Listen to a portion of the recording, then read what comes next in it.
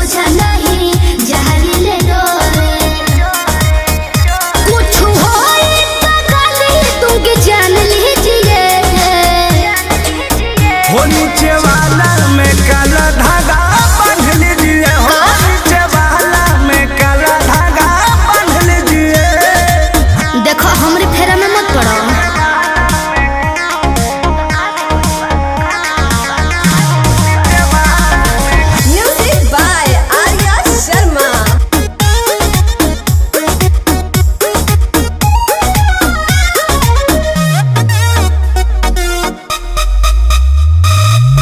Copy किताब लिहनी छाती में सहत के गाल लाल कोई दिहला दांत से कहत के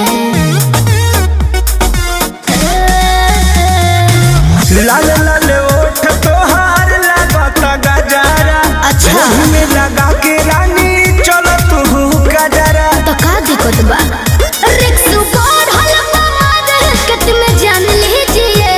अरे बांध लो हो नीचे वाला में काला धागा बांध लीजिए हो नीचे वाला में काला धागा बांध लीजिए।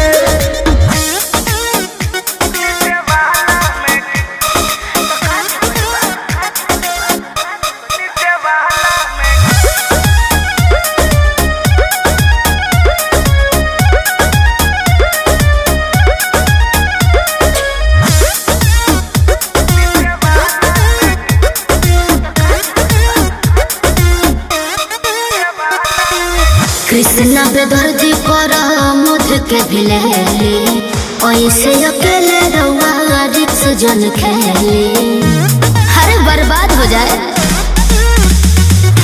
सोनू अशोक औरी सनी बाड़े फेर में तो पर दी तो करे जा तेरा वेलुआ नेर में सही कहतन जाई तो आप मान लीजिए प्लीज। हो नीचे वाला में काला धागा बांध लीजिए हो नीचे वाला में काला धागा बांध लीजिए।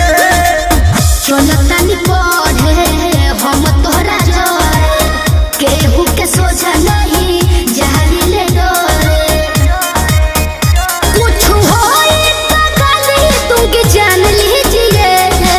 अच्छा ये बात है हो नीचे वाला में काला धागा बांध लीजिए हो नीचे वाला में काला धागा बांध लीजिए। बालो बालो अरे जाना